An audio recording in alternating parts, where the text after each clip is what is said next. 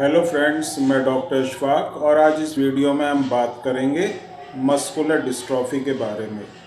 Muscular dystrophy जैसे कि मैंने पहले काफ़ी वीडियोस में जो है इस बारे में बताया भी है और बहुत से ऐसे वीडियोस अपलोड किए हैं जिसमें मस्कुलर डिस्ट्रॉफी के तरह तरह के जो सिम्टम्स होते हैं उनके बारे में बताया है, उसके ट्रीटमेंट के बारे में बताया है, किस तरह से हम इस प्रॉब्लम को जो है इसकी प्रोग्रेस को रोक सकते हैं, कम कर सकते हैं और पूरी तरह से ठीक भी कर सकते हैं। ये सब आपको पहले वीडियोस में बता रखा है। आज इसी सब को एक सम अप हम करते हैं और मस्कुलर डिस्ट्रॉफी के जो मेन सिम्टम्स होते हैं, क्योंकि स्टार्टिंग में जब मस्कुलर डिस्ट्रॉफी किसी बच्चे को होती है तो उसको पहचानना जो है और जल्दी पहचानना जो है बहुत ही ज़रूरी होता है, क्योंकि जितना आगे टाइम बढ़ता है उसमें जो मसल्स की जो वीकनेस होती है, मसल्स में जो डैमेज होता है वो बढ़ता चला जाता है, फिर उसकी रिकवरी भी उतनी ही मुश्किल होती है। तो किस तरह से हम पहचान सकते हैं अर्ली एज में कि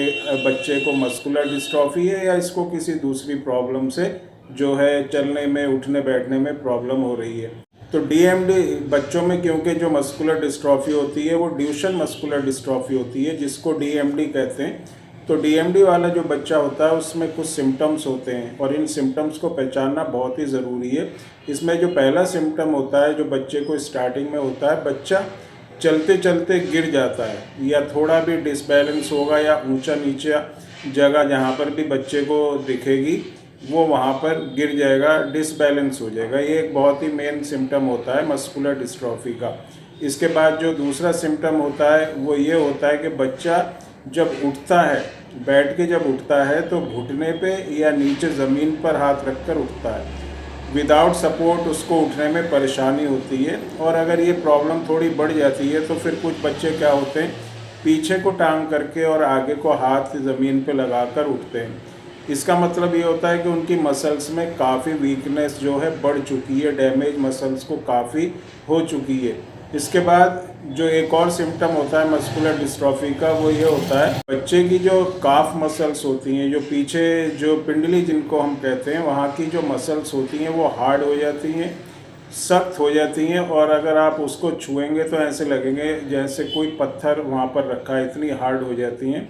मसल्स इकट्ठी हो जाती हैं, टूट फूट होके मसल्स वहाँ पर इकट्ठी हो जाती हैं। ये एक सिम्टम होता है मस्कुलर डिस्ट्रॉफी का जिसको ड्यूशन मस्कुलर डिस्ट्रॉफी कहते हैं। इसके बाद जो एक और सिम्टम होता है कुछ बच्चों में, क्या होता है कि एड़ी उठा के बच्चे चलने लगते हैं, पंजे के ऊपर बच्चा चलता है, पूरा जो पैर है ज़मीन पर रखने में उसे परेशानी होती है।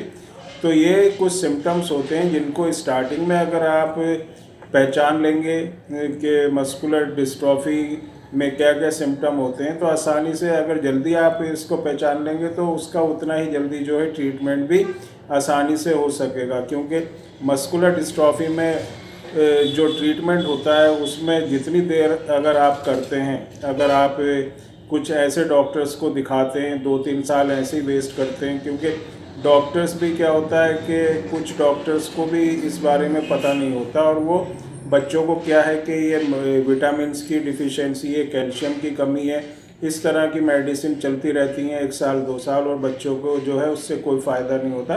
तो अर्ली जो डायग्नोसिस होता है वो बहुत ही ज़रूरी होता है। ये तो एक फ़िज़िकल डायग्नोसिस है, देख के बच्चे को आप किस तरह से पहचान सकते हैं। इसके बाद फिर उसके टेस्ट होते हैं, जांच होती है। अगर इस तरह की दिक्कत लगती है बच्चे में तो फिर उसकी ब्लड टेस्ट होता है जिसको सीपी के टेस्ट करते हैं, क्रेटाइन फॉस्फोकाइनेज जो एक एंजाइम होता है उसकी जांच होती है जिसका लेवल 180 या 190 तक होना चाहिए। उससे अगर बढ़ा हुआ लेवल आता है तो बहुत हद तक ये मुमकिन है कि बच्चे को मस्कुलर डिस्ट्रॉफी है। और उसके बाद जो है मसल बायोप्सी होती है, मसल्स की जो एक छोटा सा नीडल से या पीस लेके उसकी बायोप्सी करी जाती है जिसमें उसका जेनेटिक जो है कॉज पता करते हैं। तो इस तरह से मस्कुलर डिस्ट्रॉफी के बारे में हम पता कर सकते हैं। अब बात आती है इसके ट्रीटमेंट के बारे में। एलोपैथिक सिस्टम में कोई खास ट्रीटमेंट होता नहीं मस्कुलर डिस्ट्रॉफी का। होम्योपैथिक में काफ़ी अच्छी मेडिसिन आती हैं जो मसल्स की वीकनेस की जो प्रोग्रेस होती है उसको रोकती है, मसल्स को स्ट्रेंथ देती है और मसल्स की जो रिकवरी होती है उसको भी ठीक करती है, मसल्स में जो है ताकत देती है और बच्चा धीरे धीरे क्या होता है उसकी मसल्स में स्ट्रेंथ आती है। सीपी के लेवल जो बड़ा होता है वो भी नॉर्मल आने लगता है।